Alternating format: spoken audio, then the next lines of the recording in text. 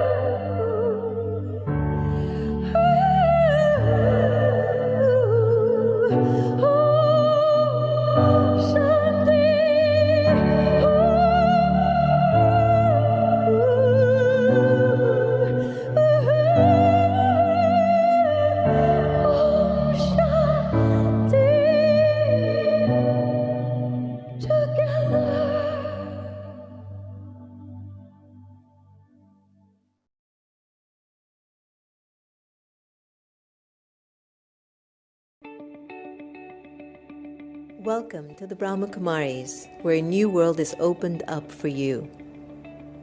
From humble beginnings in India in 1936 to a global organization with over 8,000 centers in 110 countries and 1 million students worldwide, through their tireless commitment, passionate heart, and determined spirit, the Brahma Kumaris arrived in America in 1974 and have since grown to 35 main centers throughout America.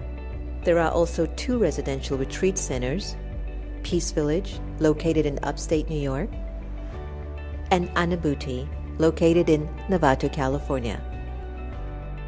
I want to just share a little bit about how the centers of Raj Yoga meditation began in United States. Actually, I was in Caribbean islands and I got invitation from New York that we want to start something about meditation. And it was in 1978 I came here and we rented a very small apartment in Astoria. And from there I found that a lot of people have interest. I realized that there is so much need, and from there onwards then centers started in many other states. Our centers are safe spaces where you can explore the power of your inner world. The classes are conducted in many homes, many cities, all over across the United States. A lot of people, they learn meditation, they use it, that meditation, at their workplace, in their family, and also I find that children, young adults, because they are so much into like what really is the life about. The Brahma Kumaris are dedicated to personal and global transformation through the study and spiritual practice of Raj Yoga meditation. And at the heart of our teaching is the belief that the pathway to peace and happiness is to remember our original nature as spiritual beings, connected to the One Source. In 1981, the organization received recognition as an international non-governmental organization affiliated with the United Nations and accredited with general consultative status with the Economic and Social Council. From organizing large-scale global initiatives to local community programs, the Brahma Kumaris has a tradition of service in every field that fosters spiritual growth among individuals from all backgrounds, cultures, and walks of life. I hold on to this vision, the world of love, world of peace and harmony, world which is free from conflict and sorrow, where we can live as brothers, one family, children of common parents, one supreme divine power. This is your invitation to awaken and join us in creating a world of love, peace, and kindness. Om Shanti.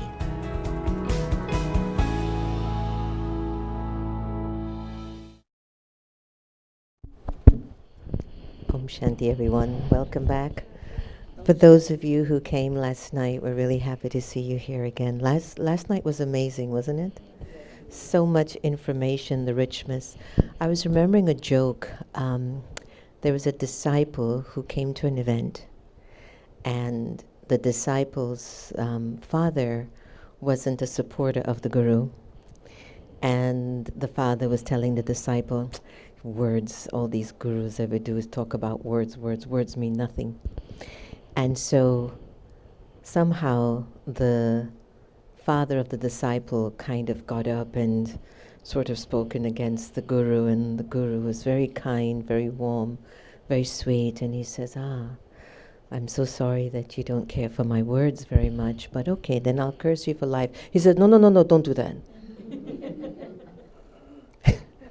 I tell you the story because words have power. And our thoughts have power.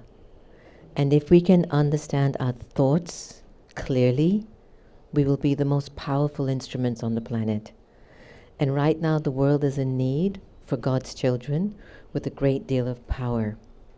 There are many of God's children. They're very good people. Wouldn't you agree you're a good person? You're a good person? You're a good person? Turn to the person next to you and say, you're a good person. Say, I'm a good person. Did you know I was a good person? Tell a person next to you, I'm a good person. I'm a very good person. Say, the person next to you is a good person. You're a good person. And what happens when you begin to remind yourself of how good you are? I bet you right now, if somebody calls you and criticizes you or one of your loved ones, see how quick your goodness goes out the window. You become so defensive, you become so annoyed, so upset, so sad, so bothered. My whole day was going good until you showed up. You ever had one of those days? We have those days every day here, no? And so, where does this power come from? The power comes from your innate wisdom. And so, if you can feed your mind wisdom at least once a day, it's like taking your vitamins for the day. You know, people talk about vitamin C helps you to build your immunity, and vitamin C is really important. There are 3 C's I want you to consider, because these 3 C's are 3 C's that you should not take. Criticism, complaint, and comparison. Criticism, complaint, and comparison. And if you can remove those 3 C's from your narrative, from your consciousness, look at how much power starts to get restored in you. I've got a question, and I want you to turn to the person next to you and you can answer yes or no. It's Friday.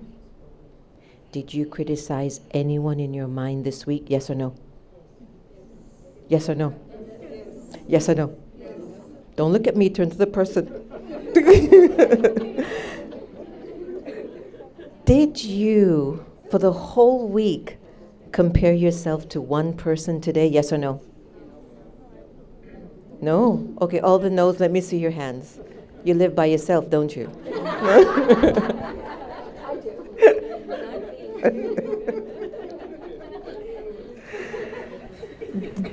For the whole week, did you complain about anything? You're firm on that, no? You see? All right. So when you've embodied the Gita and you've developed knowledge, you begin to reduce the usage of these C's. Right? And when you really take the right medicine within, you become like a walking Gita. So today we have our wonderful Sister Usha, who is with us today and tomorrow. And stand up, give her a round of a wonderful greeting.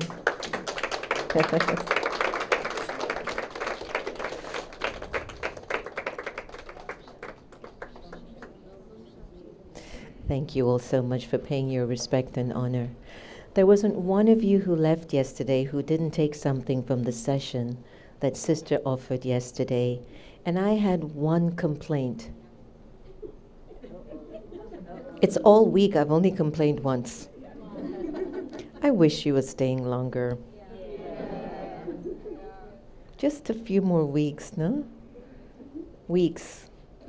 You see her face? Is there the face? Is the facial expression? Right. Months will be a little challenging. Yeah. Weeks, then maybe she would say a yes. Then after she's here for a few weeks, I can stay a month now, I kind of like everybody. But anyway, please enjoy her. I think a majority of you got the introduction of the Brahma Kumaris on the video. Please silence your phone because we are live. And if you'd like to share the link with your family and friends, just go to the Meditation Museum YouTube now, and you can send the link to your friends if you'd like them to participate. Enjoy Sister Usha. She'll have questions and answers at about 7:50. So if something is percolating in your heart, write it down, and then you can ask her at the end, okay? All right, enjoy.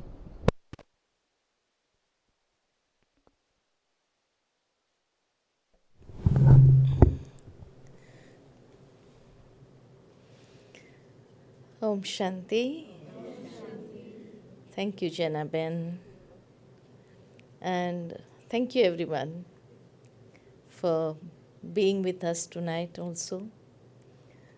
And definitely, I could stay some more weeks, but are you ready to come every day? Then definitely it is giving me some purpose of staying back, isn't it? It is so wonderful to see all of you today again. And when we continue our Gita, yesterday we saw how the 5 Pandavas are the 5% who have a loveful intellect in today's world. And the Kauravas are the ones who have a devoid intellect from God. They are not having love for God. And this is what we see in the world, that majority are towards the Kaurav side. And therefore, initially, sometimes they feel as if they are winning the battle of life, the struggle that they are having.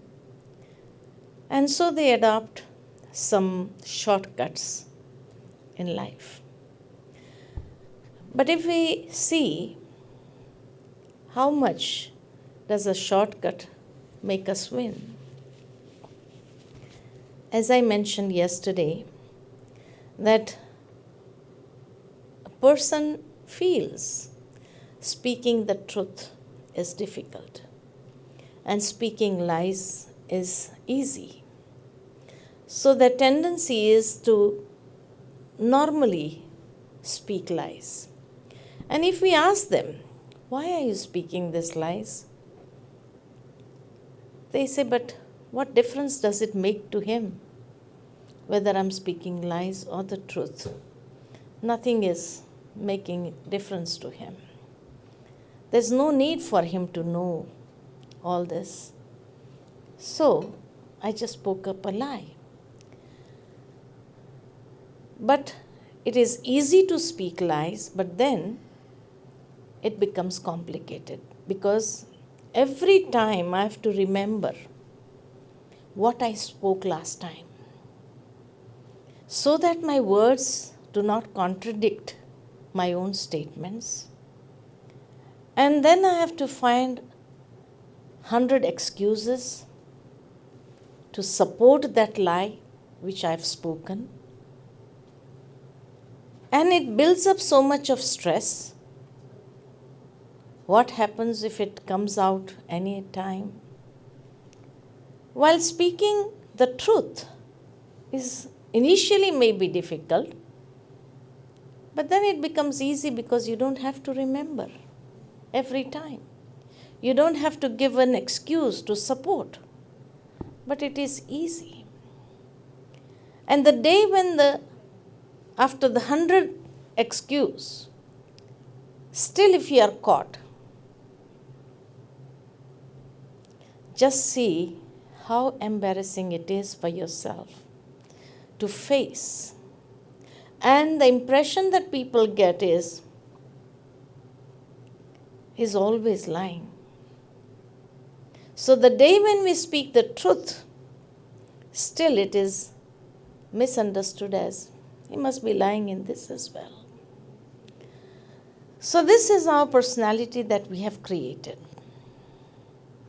And the Kauravas are those who create that personality. So Gita practically is the wisdom that is given by God in the present time, how to create your personality, how to have a very beautiful lifestyle, a positive lifestyle in today's age. So today the world is absolutely at the edge of the times of another great transformation. And it is again the same state as shown in Kurukshetra, the state of the war. At such times of conflict and confusion, when human beings' intellect have become completely bankrupt and downtrodden due to the false action of the entire humanity that is in need of the knowledge of Gita. Everyone needs this wisdom. This is such a warfield for which God Himself is beckoning on us. One needs to become an instrument to spread the spiritual awareness and become a warrior in order to fulfill the divine will. Can we become such instruments? Because when God comes, He cannot do anything alone. If He wants to build a better world, He is beckoning on us. He wants our support. He can do everything. It is not that He doesn't have the power. He can do anything. He can do miracles. But that is what He doesn't want to do. He wants to create the world through proper understanding. Otherwise, He can just wave the magic wand and transform within a second. But what will that benefit us? So God says, you have to do. When we transform, the world transforms. When we change, the world changes. And so, He wants us to do that and be an example in front of the whole world. And when we become such instruments for Him, definitely, then through that righteous actions, we are able to create a beautiful fortune for our own self. So Gita is said to be the scripture or was born in the situation of conflict. In the very midst of the great Kurukshetra war, both the armies are drawn upon each other and the fight of missiles is about to begin. The conch shell is sounded, the clamor of the war is tumultuous, and the hearts of the participants are torn by the conflict. It is then that the Gita teachings come. So Gita is the scripture of conflict, what each and every one is going through in today's world. Now we know this scene. Many of you might have seen the Mahabharata serial on the television. And it is shown that both the armies come against one another. And that is the time when Arjuna tells God, "Can you take my chariot in between both the armies? I would like to see both the armies." So God takes the chariot in the middle of both the armies, and when he sees both the armies, his heart was feeling so low, felt so nervous, that he laid down his weapons and started saying to God, "I don't want to fight." So what happened? Suddenly, he was a great warrior. He had fought many wars single-handed. What happened suddenly? Anyone? What happened suddenly? After seeing both the armies? Do you know? Attachment with whom? The gurus and everyone? The seniors of his family? Are you sure? Or because you are told, that's why you are answering? That's what you learned. Now just imagine, let us be down to earth. Just imagine, if you were in the place of Arjuna, and since childhood, your first cousins have always been bullying you. Always there was injustice done to you. You never got whatever you had the right for. And the seniors of the family, the gurus, they also can't stand for speaking towards you on your side or giving you the justice. Would you ever have attachment to them? Would you ever have attachment to them? When they needed to speak up, they didn't speak up. Would you have attachment to the seniors of the family? They remained silent. They watched all the injustice that was being done to you. Would you have attachment to them? Never.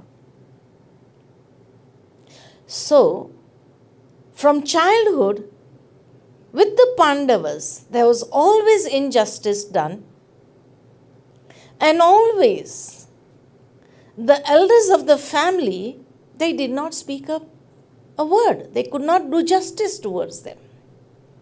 When the grandchildren, both were equal to them. For Bhishma Pitama, for the Guru, both were equal. But still they could not speak up. So, would the Pandavas ever have attachment to them? No. So then why did he become nervous? Because when he said to God, "I want to see both the armies." So on one side, when he saw the Kaurav army, and on the other side, when he saw this army, after that, when he looked at this army, he was reminded that Draupadi had asked God what would be the result of this war. And at that time, she got the answer that the 5 Pandavas would survive. Nothing would happen to them. So Draupadi asked, "What about my children?" So God said, "I can't guarantee for them. I take up the guarantee for the 5 Pandavas. That's all." And Arjuna knew that God had taken our guarantee that we become the winners, but he has not taken the responsibility for my children. So when he saw his children standing there in the war, he thought, the Kauravas won't be able to do anything to us because God is our support. But definitely to hurt us, they would attack the children. they would try to harm the children. And if in this war, if we lose our children, after getting that kingdom also, would we feel happy? So the attachment was there, but not towards the seniors of the Kauravas, but the attachment to his own children was coming up. That if they are killed in this war, and if we get the throne, the kingdom, everything, would we be able to have that happiness?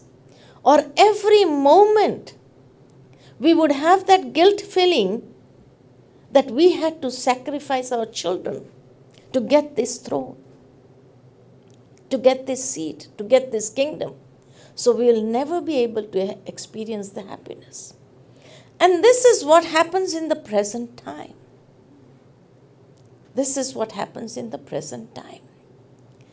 As we are going through the struggle of life, the conflict of life, the battle of life, and sometimes we have won so many struggles, we have been the victorious ones, but when it comes up to our children, what happens? When we have the fear of losing our children, supposing there are some big people who are leading their lives on principles, they never compromise their principles, but suddenly a day comes when their children are kidnapped. And the ones who have kidnapped is asking to do such things where we have to compromise our principles. Wouldn't you compromise? Or you would allow your children to be killed? We cannot allow to sacrifice our children. Doesn't this attachment come up? And that is when, if our children's life is in danger, don't you feel nervous? You may have all the capacities, you may have all the potential, but what happens? You break down like Arjuna. You break down. And then in your prayers, what do you say to God? I've had enough. How long are you going to test my patience? Don't we say this to God? How long? I have been always having faith in you. You have been my support. But now, when it comes to my children, I cannot. We break down like Arjuna. We lay down our capacity and we start praying to God. We have had enough. I don't want to fight any longer now. Right? This is what happens. We see in this world, everywhere, there are some people who are battling with us constantly. And it is said that in Mahabharata, there was 18 Akshonis. Right? 11 Akshonis were on the Kaurav side and 7 Akshonis were on the Pandav side. 18 Akshonis. So, during those days, the calculation was done on that which is known as Patti.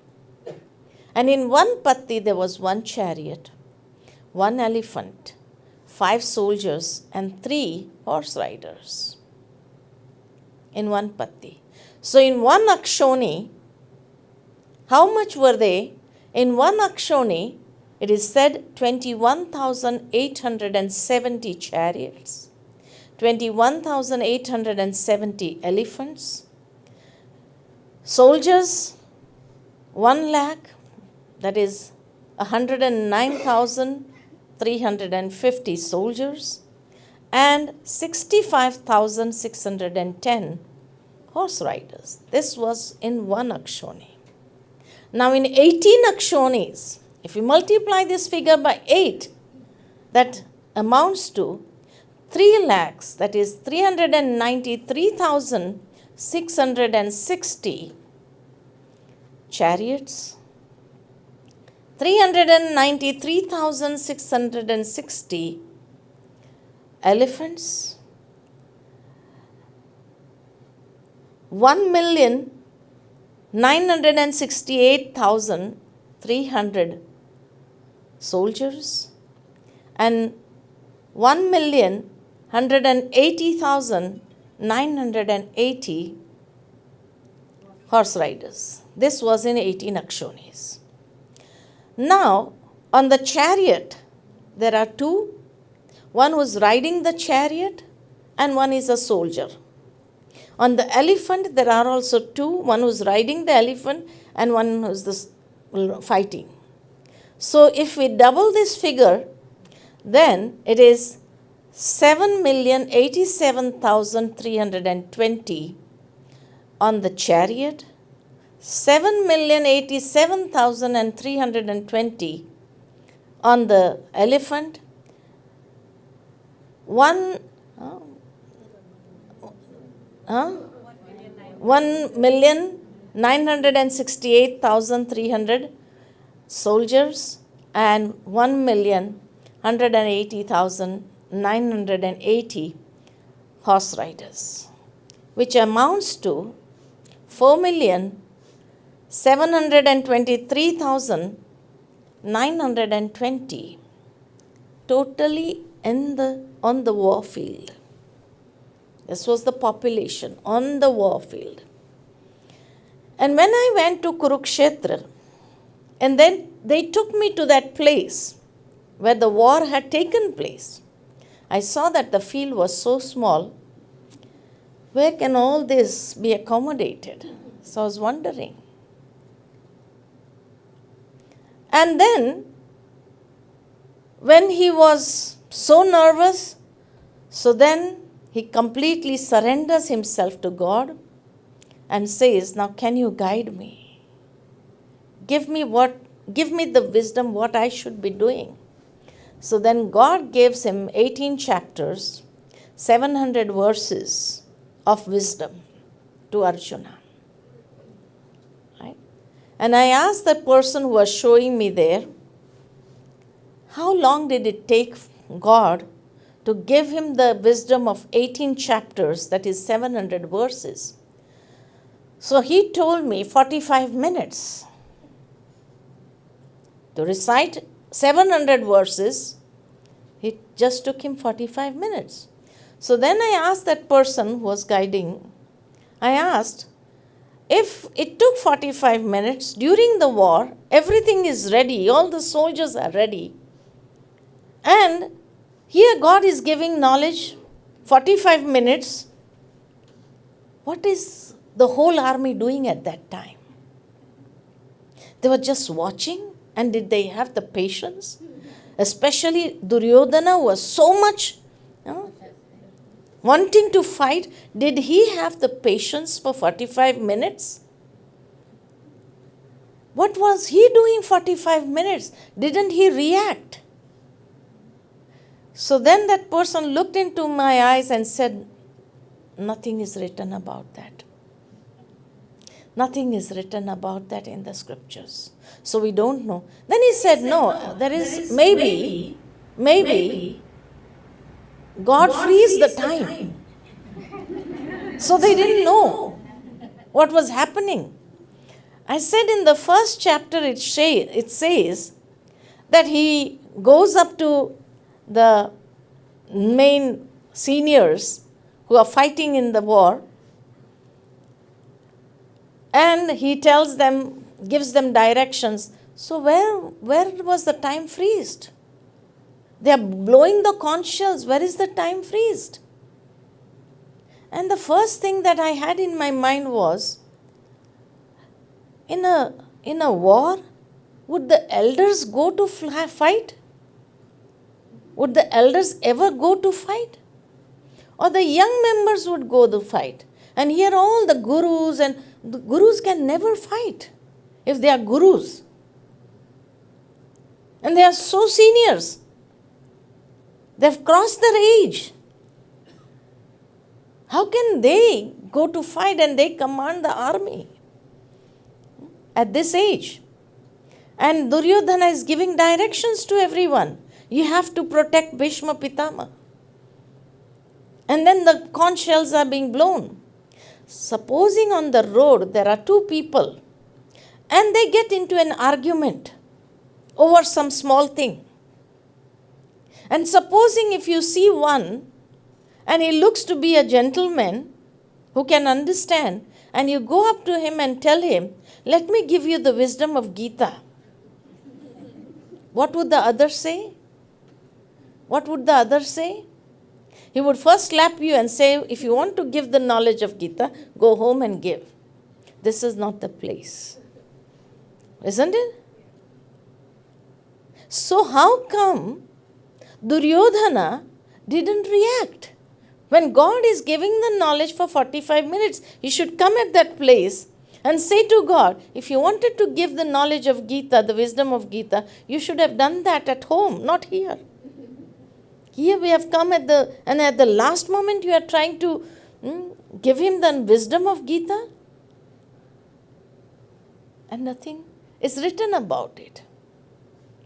But this is what happens in practical life in today's age. That in this battle of life, in this struggle, we need wisdom. When a person is struggling, he needs guidance. So it is not a violent war that God is given the knowledge of Gita. But when a person is feeling so low, is nervous, is stressed, is depressed, that is when he needs a ray of hope. Someone he needs to guide him. Someone he needs to, who can understand him. Don't we? This is what we all need. So it is not a violent war that God had inspired Arjuna for, but in this struggle of life, in this battle of life, we all need someone to guide us, motivate us, and to help us come out of all the negative thinking that we are having in our minds. And so, although they showed that there is this much army, this is the soldiers, it was not this much population only. Just imagine 4 million people. What about their family? They must be having families, wouldn't they? So if there is 4 members of the family, husband, wife, mother, father and children, 6 members, multiply this figure by 6. And then, not only that much, it was said after sunset, the war was stopped. And they all sat together and had dinner. So, to cook for so much soldiers, how much staff is needed? If we count all that, and to store the food for 18 days if the war is continuing, for 18 days, that much of grains, that much of vegetables, that much of milk for tea or whatever they used to take, storage, that much. And to cook the food, they were not eating raw things, to cook the food. If we have a wedding ceremony and 500 people are coming, how many people are needed to cook the food? Just imagine, and for 4 million people. And not only that, but during the war, when some people were being hit, they fell down.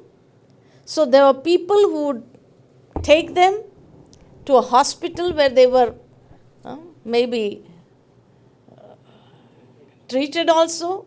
So many doctors, so many people to treat them, so many people to take them. And those who were being killed, they would not, those bodies would not be lying there because they can't fight it would be smelling in the next 2 days or maybe. So people lifting those bodies, cremating them, so those people were also. So just imagine what the population goes up to. Huh? Billion, yeah. Billion. It would go to billion. And what is the population of Bharat today? 1.4 billion. So it comes to 1.4. If you calculate all this, the family members, multiply by 6, the doctors, the staff, the people who are lifting the bodies, the people who are cooking, all these things. For 4 million people, wouldn't it be 1.4 billion? Which is today's population. So each Bharatvasi is going through a Mahabharat in their lives. In their lives. And this is the time when there are so many people who are depressed, who are broken, who have broken their hearts. They need guidance. They need someone to motivate them. Don't they?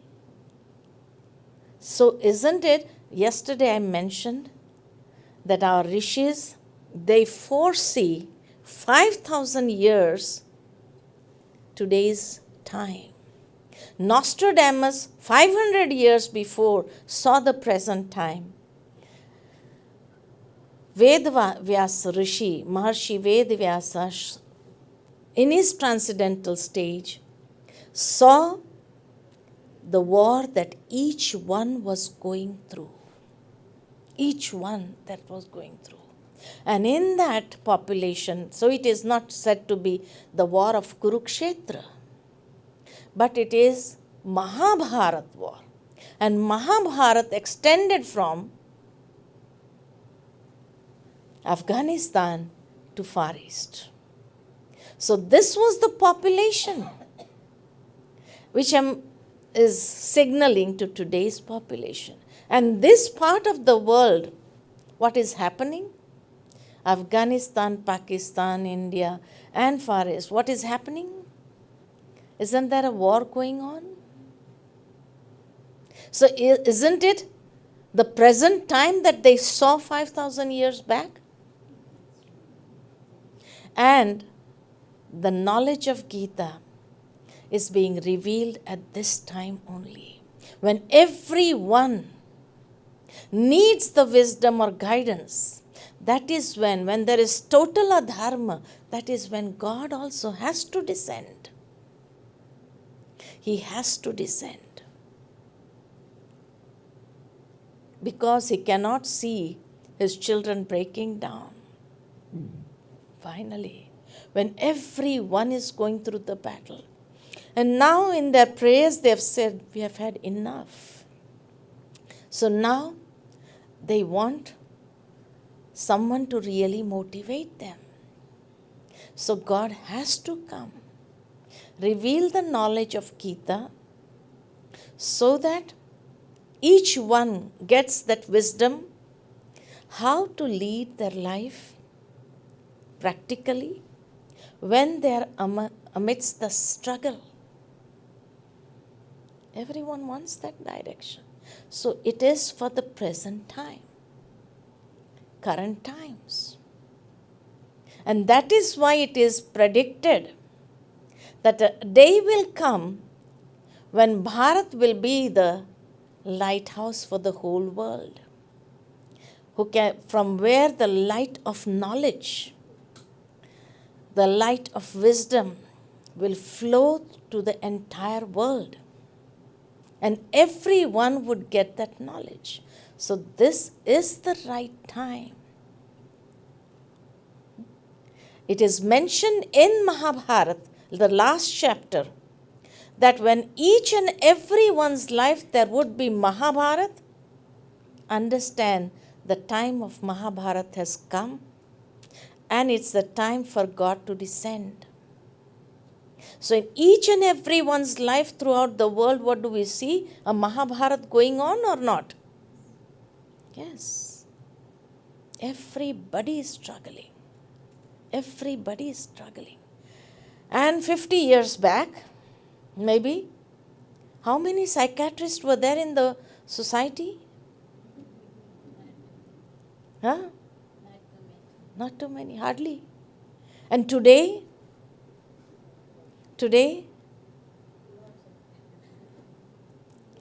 their business is increasing because so many people are breaking down. The hearts are broken. And so, that is the right time for God to descend again, to reveal the wisdom of Gita. Gita means the divine song sung by God, which brings a ray of hope in everybody's life. So Kurukshetra is not only a plain in Haryana, but there is a Kurukshetra within each one of us. It is within our psyche that the devilish and the divine powers are drawn upon an array against each other, and it is within the mind that this battle has to be constantly fought. Right? This is going on in everybody's life or not? Yes. So there is a Kurukshetra inside. Kurukshetra means the field of action, because we have to struggle when we are on the field of action. Kuru means to do. Kshetra means the field.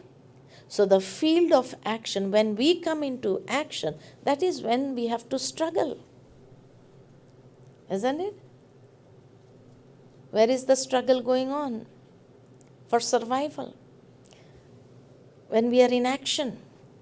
When we are sleeping, there is no struggle. Maybe there is a struggle nowadays when we are sleeping also. People cannot sleep. So much struggle is going on. They cannot sleep. They have to take sleeping pills. That is the struggle. That is the level of struggle that people are going through. So that is Kurukshetra inside. So it is connected to the present time. It was not the scripture of the past for one family. No. For each and every family in today's world, everybody is fighting. Either they are fighting with themselves, either they are fighting with someone else, either they are fighting with problems, either they are fighting with situations, they are struggling in with different challenges. Everybody is struggling. A small child is also struggling. That is why we find when small children go to school, they've read everything, but when they see that, they enter the examination hall and they see the paper, what happens? They become blank. They become blank. And then they come out. We have not done good. And some students committing suicides just because of that. They are also struggling. Small children, 14 years of age, 12 years, getting heart attack. Have you ever seen that in our days, 50 years back? A 12-year-old child getting a heart attack? No. So much trauma they are going through. Hardly the parents come to know about what they are going through. And by the time they come to know, it's too late sometimes. Right? So Gita unfolds in 700 verses, spreaded in 18 chapters. First chapter is stating the problem of the human situation, the human world. In the second chapter, the central issues and the approaches to resolving them. From the third chapter to the 17th chapter, it is elaborating on these approaches, and in the 18th chapter, it is summing up, conclusion is given. So this is how the 18 chapters goes. And so Gita is a dialogue between you and God, Arjuna and God. And who is that Arjuna? Each and every individual is an Arjuna in today's age. And whenever they are facing so many grave problems and challenges, they can't tell anyone, even in their family members also, they can't tell them. Whom do they talk to? They talk to God. So it's a dialogue between you and God. We have made this world very complex and polluted because of so many negative thoughts. We can make this world a better place to live in, provided each person instills the faith in oneself and is clear as to where does he want to go. The focus has to be very clear. How will he reach the goal that he has created for himself, that he has set for himself? So this is the dialogue. Gita is the dialogue between Arjuna and God. And in our lives, we and God. Many a times when we have dialogue, if we go on speaking too much thoughts, we can't listen to what God is saying. But in order to listen to God, I need to silence my mind. So it is said, what is meditation? Meditation means, prayer means talking to God. Talk. Talking to God. Meditation means listening to God. Make your mind silent. Sit in silence for some moments. Clear mind with all the negative thoughts and focus on the Supreme and listen to what He is trying to tell you. And this is what in Bhagavad Gita 6th chapter, God teaches Arjuna Dhyana Yoga. Dhyana Yoga means focusing the mind or meditating and listening to God. Each chapter is yoga. In Bhagavad Gita, each chapter is given a name which ends in yoga. The second chapter is Jnana Yoga, where the knowledge is given. The third chapter is Karma Yoga. The fourth chapter is where he is having the dialogue with God and God speaking, which is the extension of Karma Yoga and the knowledge that is given by God. Then in the fifth chapter, it is Sannyas Yoga. The sixth chapter is Dhyana Yoga. Each chapter is yoga. But in today's world, yoga has become yoga, and that is just to exercises and asanas. That is limiting oneself just to asanas and exercises. There is no meditation. In Bhagavad Gita, when God gave the wisdom of yoga, He never showed any exercises to Arjuna. He never showed any asanas to Arjuna. But still, if each and every chapter is yoga, then what was that yoga? That was how to make the mind your best friend. That is what God has said to Arjuna. Make your mind your best friend, because At this moment, your mind has become your worst enemy. Because we are generating so many negative thoughts, so it has become the worst enemy. So I need to make my mind my best friend by generating positive thoughts. And when I have that positive thoughts, then only I can connect my mind with the Supreme.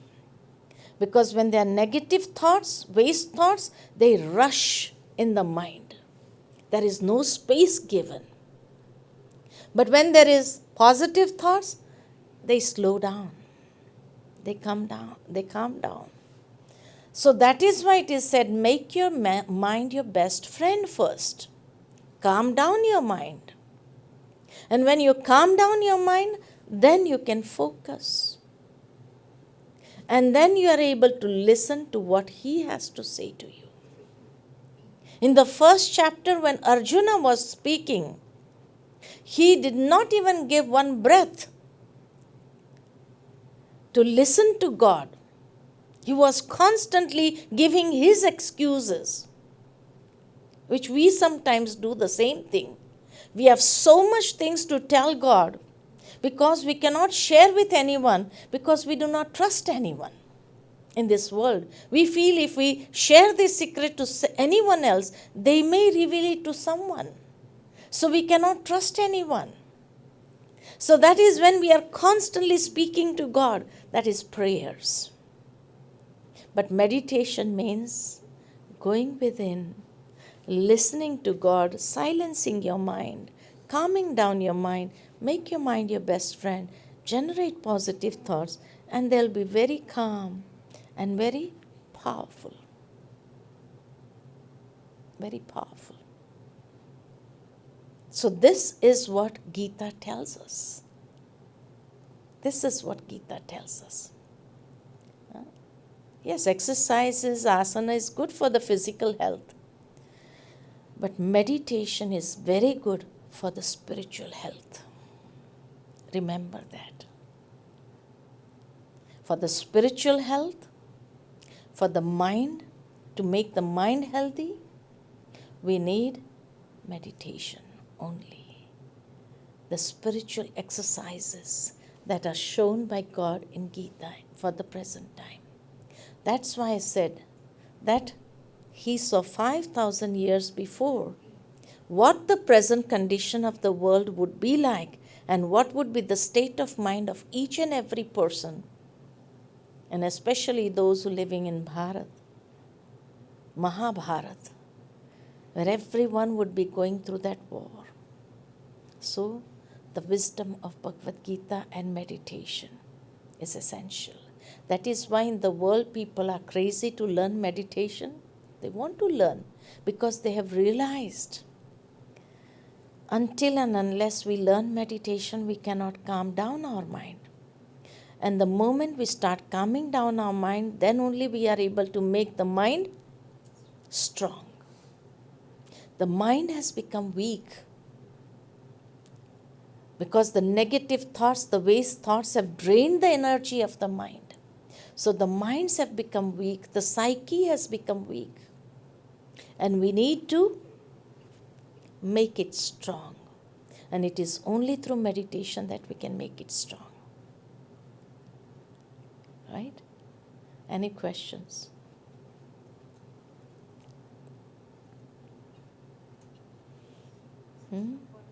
Yeah. You talked about the attachment with kids, right? And I think that's one of the most difficult one to address. Can you maybe share like a couple of practical tips on how to address it in just like day-to-day life? Actually, what happens that love and attachment, these are two different things. When we get obsessed, possessed, this mind, that is what is going to harm us. But when we have unconditional love, why? Because we have this understanding that in this drama of life, the drama on the world, just as if we have on a stage, people are performing drama. They are parent to someone, they are children to someone, but that is just a play. And so they show all the love, they do everything in that play, but afterwards they know that was just a play. So they are able to do it they are able to enact it so beautifully that it seems to be real. And afterwards, everything is gone. They forget one another, isn't it? So similarly in this drama of life, in this world drama, we have met our family members this birth only. Someone is my husband, someone is my child, someone is my father, someone is my mother, just for one birth. In many other births, all will go away on different paths. We may never meet them again. We have met this time only. And beautiful. Someone WhatsApped me yesterday that there was a person going on a train and there was another person sitting and he was so frustrated. He was saying so bad things again and again to this person also. Can't you move? Can't you see we are doing this and that? And he was speaking so bad about him and criticizing him also and saying bad things to him. But this person did not react. So then finally, the person who was saying so bad things just asked him, doesn't it make a difference to you what we are saying? You are not even reacting. So he said, life is so short. Why should I waste my time in all that? We have met together. Can't we be peaceful, loveful, loving to one another? When our station comes, we'll have to get down. And you will go on an onward journey maybe. But till that time, when life is so short, let me spend this time beautifully. We have met just in this birth. And then we become so obsessed and possessed. This is mine, I can't let go, and they have to do whatever I tell them. Otherwise, why can't I give them freedom, the space? Instead of becoming so possessed, what if I say, give them the freedom, the space, give them guidance, love them unconditionally. Life is so short. We have met for this birth and then we'll separate. The family members have met this birth and they'll be separated again. So love everyone. But this is the weakness that people have developed in this world. Kali Yuga, it is Kali Yuga. So the weakness has come up. And we think this is mine, I want to grab everything. And I'm so possessed about it. Not realizing that in that grabbing, we are harming to the self and to others. And life is so short. Why don't we spread vibrations of good wishes, blessings? Give them blessings. Give them the space, time, freedom to whatever they want to do. Guide them. Guide them. But as a detached observer, and life will become more beautiful. Right?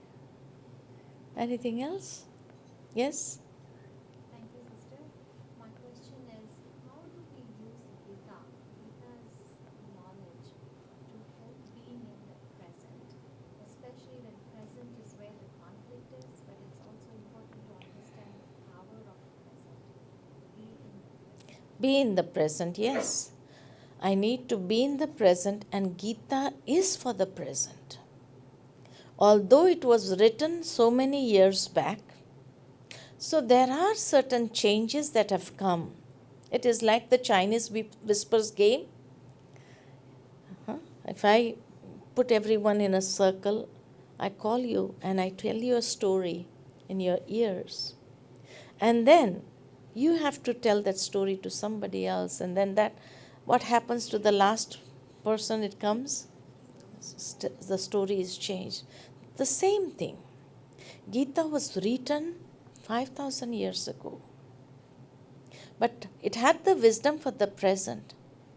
But since ages, all these years, it had been interpreted by so many people. And according to their state of mind, they had interpreted. So some of the wisdom is lost, definitely. But still, if we are able to see through those lines, we will be able to get for the present what we have to do. And that is how God has advised again and again to Arjuna, be soul conscious. Give up the body consciousness. Make your mind your best friend means be positive. So we have to understand the Gita. The terms are there, but because they are just written, so people are not able to understand it and relate it to the present time. But if I would see from the present time and I would take up those verses, and we can see how they are having in between the lines what we have to do in the present time and how we have to go about it. That is also mentioned.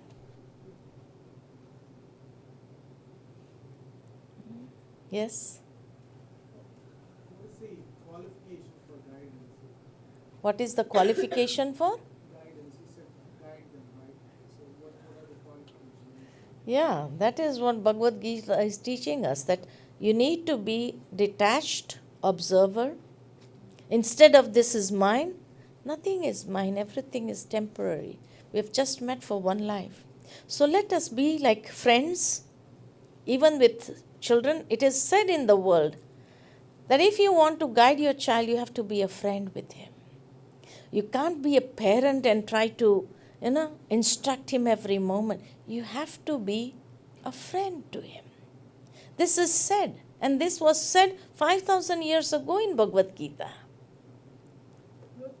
That you have to guide, God became a friend to Arjuna. That shows us. Then only he could guide him. If he would have been in this consciousness, I am God and you have to listen to what I say, Arjuna would have been closed in his mind and he could have never accepted him. So he had to be a friend. And now also God becomes a friend to us to teach us this wisdom. Similarly, we also have to be friends with you, the kids, to guide them. Right? Anything else?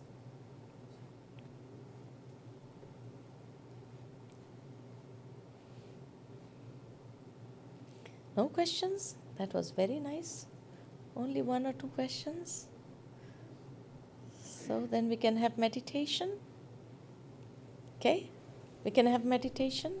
Or Janaben, you'd like to come and say something? Yes, it is a very short time. I agree. We could have the Gita, beautiful 18th chapter. Would you like us to continue for another 15 minutes? I mean, if you'd like, I know Sister Usha, she could talk for months on the Bhagavad Gita. But if you're enjoying and you'd like her to continue for another 15 minutes, please raise your hand. We can make a unanimous vote. And she won't be offended if you don't raise your hand. Okay. Who Who has to leave by 8 sharp? You have to leave by 8 sharp.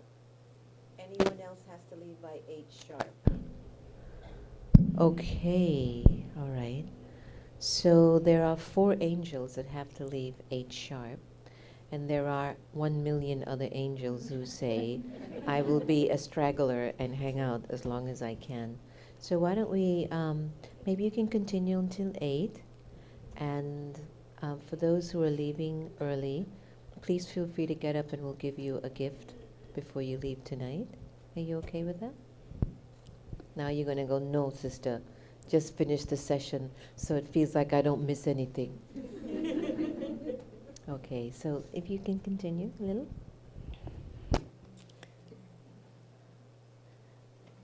Then in the second chapter, when Arjuna is like totally broken from inside, and when God starts giving him the knowledge, he doesn't speak anything till Arjuna surrenders. When he says, now I surrender completely, can you guide me? Till then he was continuously speaking. And that is the time it is said, Krishna started guiding him. When he said, I become a disciple and I surrender myself. So in order to take the guidance from God, we need to surrender our minds and intellect. If we have so many thoughts generating, as Sister Jenna mentioned in the beginning, complaints. And sometimes we are having complaints for God also.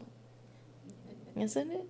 Why did you create or give me such a life? Why you gave me such people? Why did you give me? But when everything that comes to us, it is on the basis of my own karma. My karmic accounts with those people, isn't it? So instead of complaints, we need to silence our mind. And beautifully he tells Arjuna, God says to Arjuna, that just as water, in the second chapter he says, just as water does not have shape, water does not have its own shape. But whichever vessel you put the water in, it will take that shape. Right? You put it in a clay pot, it takes the shape of a clay pot. You put it in a glass, it takes the shape of a glass. You put it in a pot, it takes the shape of a pot. Similarly, our consciousness does not have any shape. In whichever vessel you put that consciousness in, positive or negative, it is going to take that shape. Beautifully is explained how to lead life. So be cautious. In which vessel are you putting your consciousness? If you select the wrong vessel and put your consciousness and your thoughts in that vessel, what is going to happen? Every moment you are having complaints. But if you select a positive vessel and put your consciousness, your thoughts in that vessel, what is going to happen? You will find solutions yourself for everything that is encountering you in your life. And so he says, in some places, in order to win this battle of life, you need to increase your power of tolerance. Now, supposing it is a violent war, and there he is talking about, in the second chapter itself, you have to increase your power of tolerance. If a person starts increasing his power of tolerance, how is he going to fight? Just imagine, he cannot fight.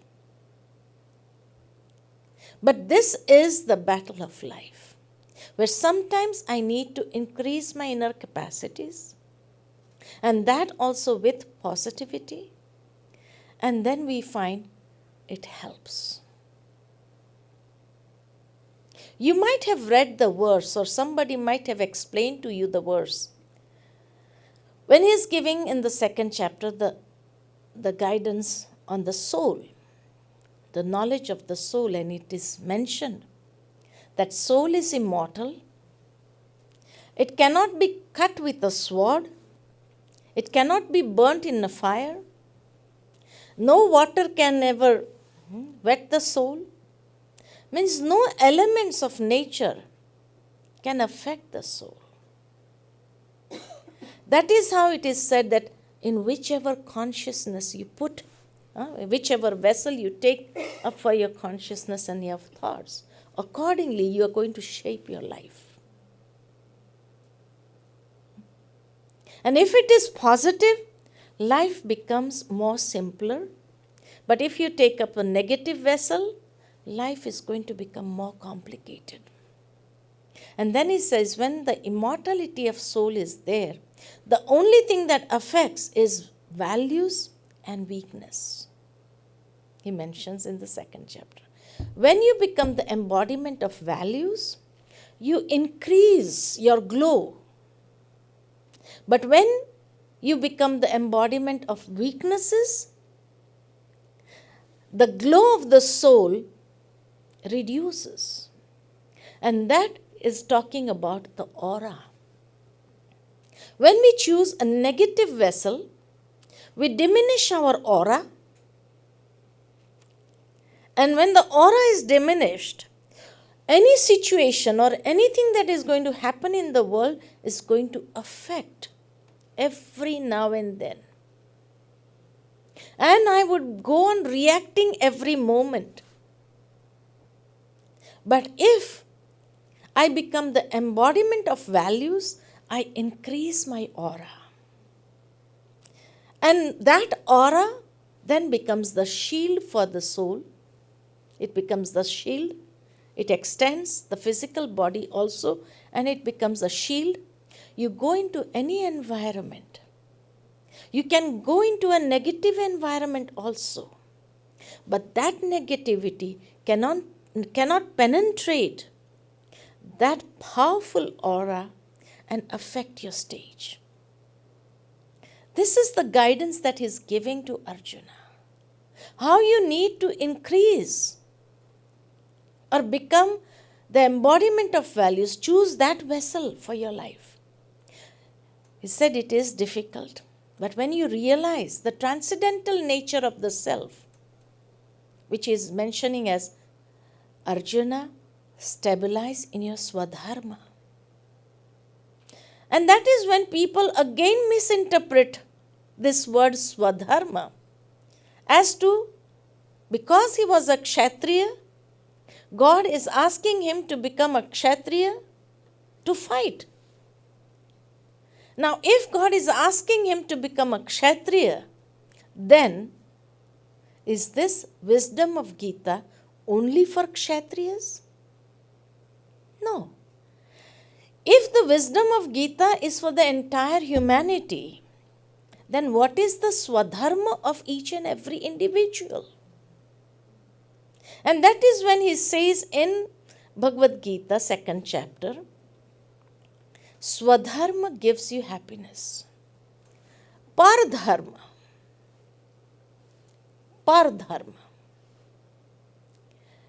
leads you to sufferings and sorrow. That is when again people misinterpret it and say he's telling him to be conscious about his swadharma, that is being kshatriya and to fight. And pardharma is if he becomes like a Brahmin, he is going to land up in sorrow and suffering. Well, he's not. God cannot be giving the wisdom at a gross level, but he's giving the wisdom at a very subtle level. And that is addressing to the soul. When he had mentioned about being soul conscious, stabilizing in swadharma, so what is the transcendental nature of each and every being in this body? So then he comes to the transcendental nature. Stabilize yourself in that, because that is the most powerful vessel, and you can win the battle of life by stabilizing yourself in the transcendental nature of the soul, eternal soul. So the transcendental nature of the soul is the 7 values. Just as white light, when passed through the prism, has 7 colors. Vibgyor. Similarly, the eternal transcendental nature of the self has 7 values. And in those 7 values, there are all the values merged.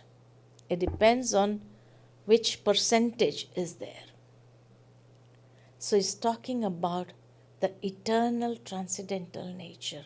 Stabilize yourself in that nature.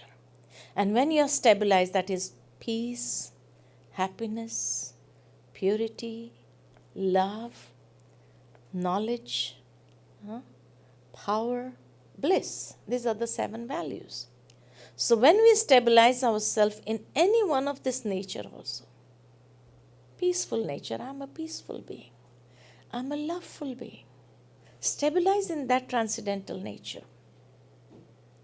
And then you find that anything that you are encountering, what will happen? It will just come and go.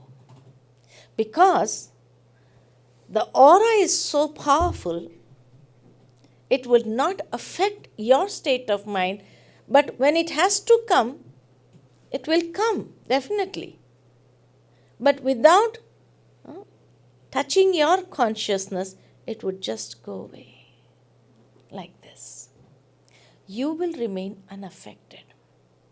But if we become the embodiment of Pardharma, and Pardharma means the 7 weaknesses: ego, attachment, greed, anger, and lust. Then the subtle weaknesses are jealousy, hatred, selfishness, all these things. So when that is Pardharma. So when I become the embodiment of Pardharma, which is not my nature, then my aura starts diminishing, starts draining, that energy starts draining. And when the aura is diminished, what happens? Any small thing which has to come, it is going to affect my state of mind. Then we start reacting. We stabilize ourselves in Pardharma, and that is going to lead us to sorrow and suffering and nothing else. So Swadharma gives happiness, Pardharma gives sorrow. This is the teachings of Gita. In each chapter, he explains so beautifully, but hardly anyone has understood the message of Gita. Why? Because it is taken at a very gross level that it was a violent war that took place. It is not a violent war. It is a non-violent war which everyone is going through in practical life. In this field of action, we are all going through some or the other conflict, confusion, stress, anxiety. We are going through this. So that is how we need to create the awareness of what is my real identity and how to stabilize in that transcendental nature. It is so beautiful when we sit in meditation and when we stabilize ourselves in that transcendental nature, everything starts changing. My whole world starts changing. And instead of battling every moment, we can be victorious in whatever comes as a detached observer. Right? Anything more?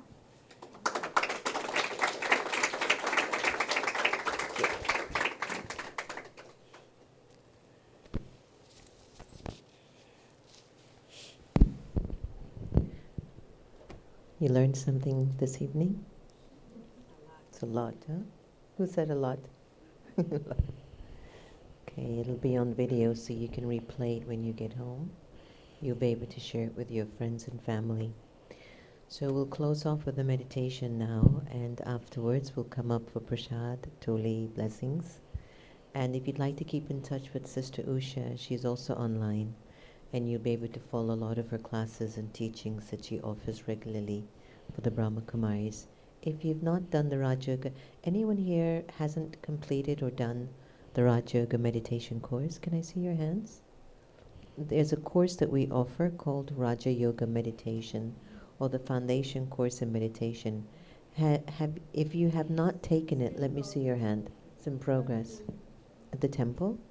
Okay. Has anyone not taken it? Hands up. Okay. If you're interested in doing the course, you can see Antonia in the back, the lady in the back, and she'll be able to guide you if you'd like to sign up for the online sessions that take place every month. Okay? So we'll close off with a meditation now. I'll ask Santosh to just dim the lights a little. And I'd like you to basically sit up straight, relax a little.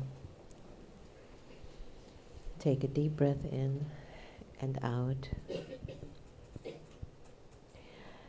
And allow the treasures that's been shared with you to land inside of your consciousness where it needs to. Maybe while listening to the sessions you were thinking of someone, maybe seeing how best you can apply this when next you come in front of that person.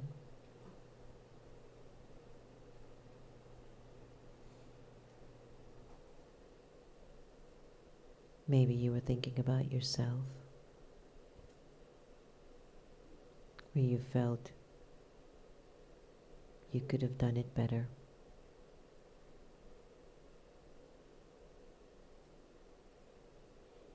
Or maybe you're just really excited about the teachings and you can't wait to apply them in whatever situation emerges in front of you.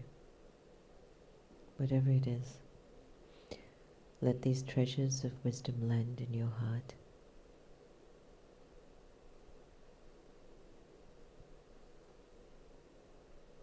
Let them nurture the purest part of your being.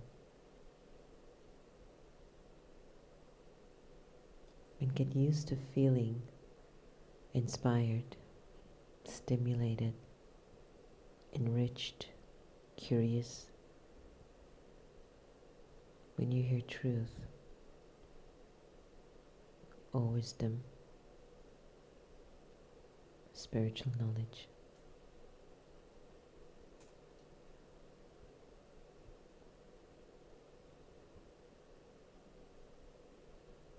Allow your inner world to start to listen to the sound of silence.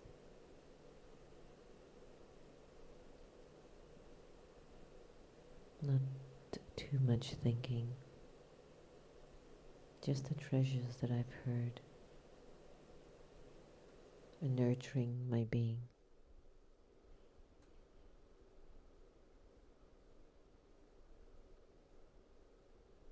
Of course, I wish to develop an aura that protects me from sadness, sorrow, confusion, fear, desire. Can you visualize yourself with an aura that protects you from jealousy, criticism, comparison, complaint?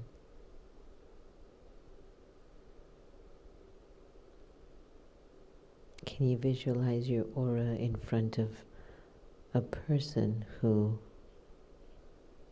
you've allowed too many times to be the reason why you're hurt,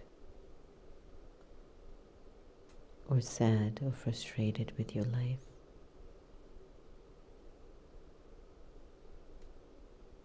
Visualize that aura being so full around you, pushing away their vibrations.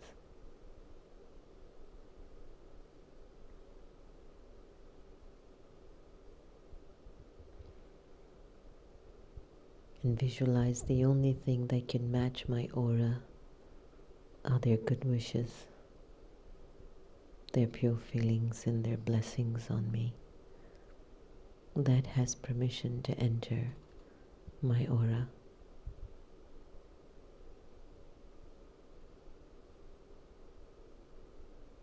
Practice this sense of self-reflection and self-realization so that change can occur in those relationships that are difficult, in the situations that you feel powerless in, with your health, with your wealth.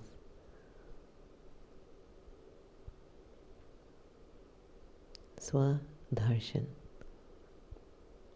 See yourself covered with this aura and nothing else.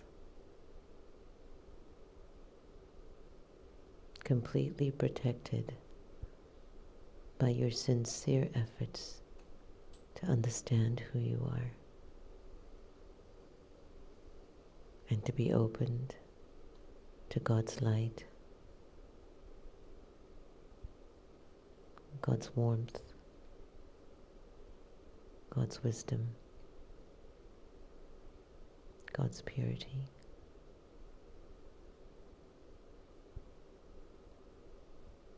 Can you see your aura protecting you?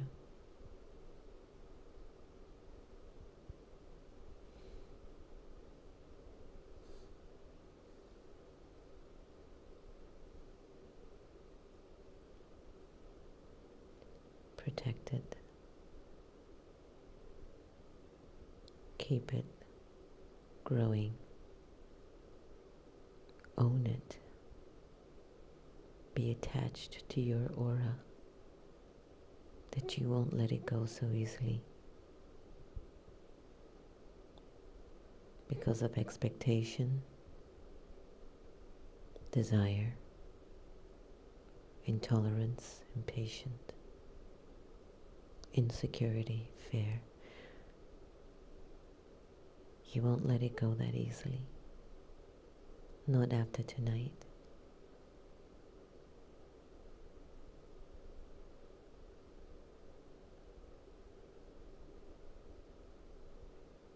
Keep visualizing God's vibration expanding your aura very subtly, purely.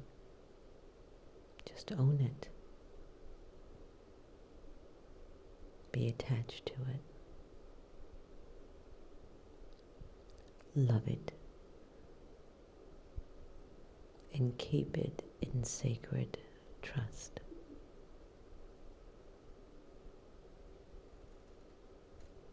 Let's hold silence now.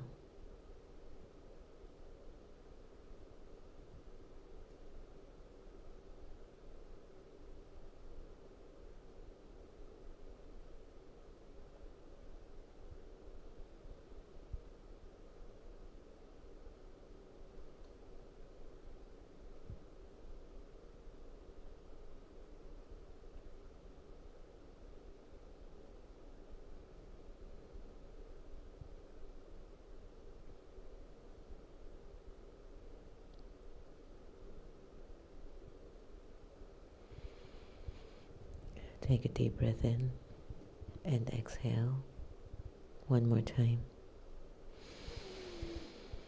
And exhale.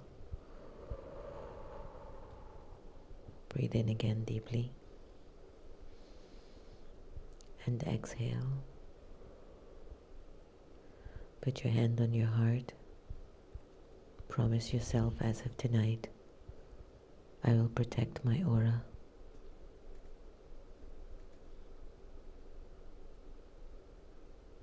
I will protect my aura. I promise myself my aura is protected.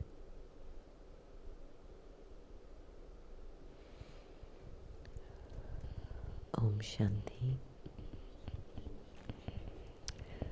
We will distribute prasad and blessings. Please feel free to just relax, and I think Antonio will give you directions.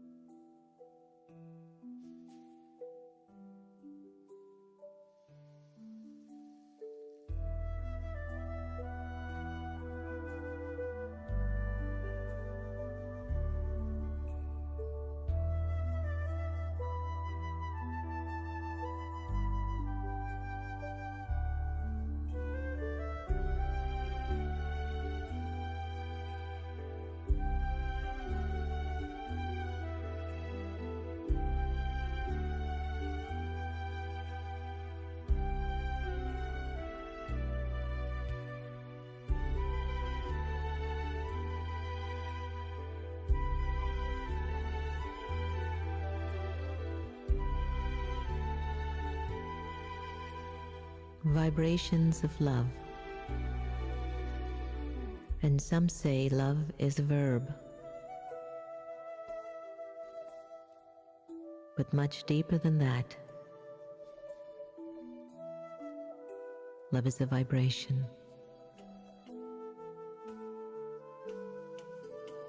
It is that energy that stirs the soul and opens up the heart.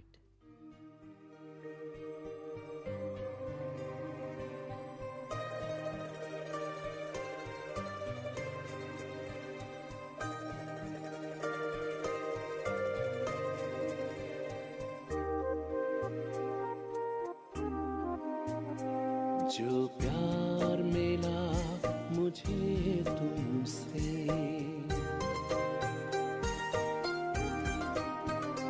जो प्यार मिला मुझे तुमसे, वर्णन करूं मैं कैसे मुख से।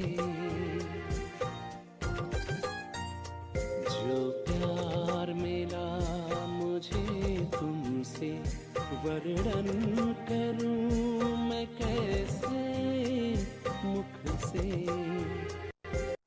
दिल जानता है बाबा, दिखता है जो नैनों के नूर से, जो प्यार मिला मुझे तुमसे।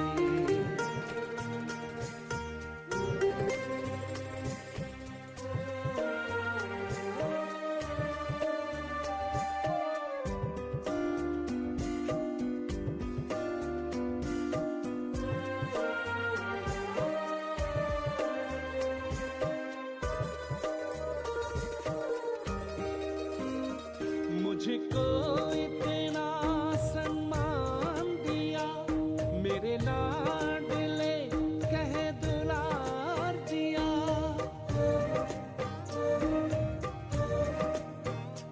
मुझको इतना सम्मान दिया, मेरे लाडले कह दुलार दिया। मेरे इन भूलों को माफ किया और दिव्य गुणों से श्रृंगार किया। सांसों में समाए हो बाबा, भूल सकते नहीं तुम्हें भूल से। जो प्यार मिला मुझे तुमसे।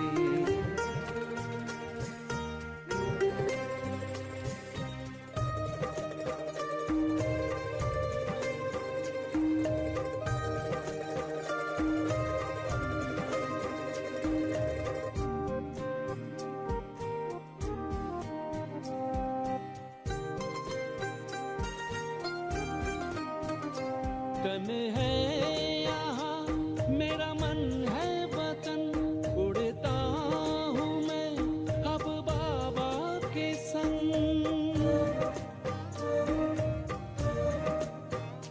तन है यहाँ मेरा मन है वतन, उड़ता हूँ मैं अब बाबा के संग। प्रभु प्रेम की इन किरणों से गद गद हो रहा है अंग अंग। अब पैर जमीन पे नहीं रहते, जब छूटा माया के चंगुल से। जो प्यार मिला मुझे तुमसे, वर्णन करूं मैं कैसे मुख से। ये दिल जानता है बाबा, दिखता है जो नैनों के नूर से। जो प्यार मिला मुझे तुमसे।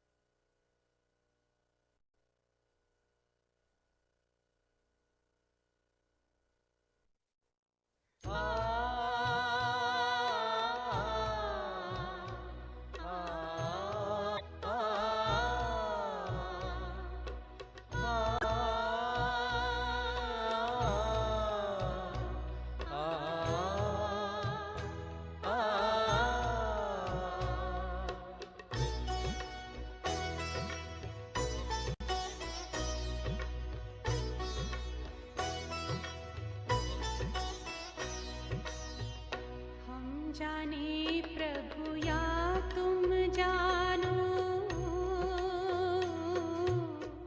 हम जाने प्रभु या तुम जानो। हमें तुमसे है कितना प्यार, तुम ही जिगर में, तुम ही नजर में, तुम तुम ही जिगर में, तुम ही नजर में, हो तुम ही मेरा संसार। हम जाने प्रभु या तुम जानो।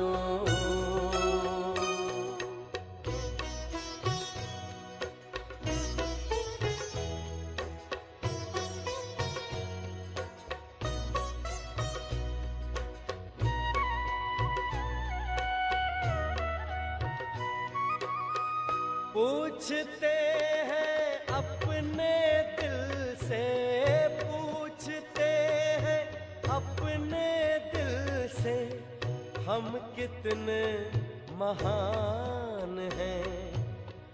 दुनिया जिसको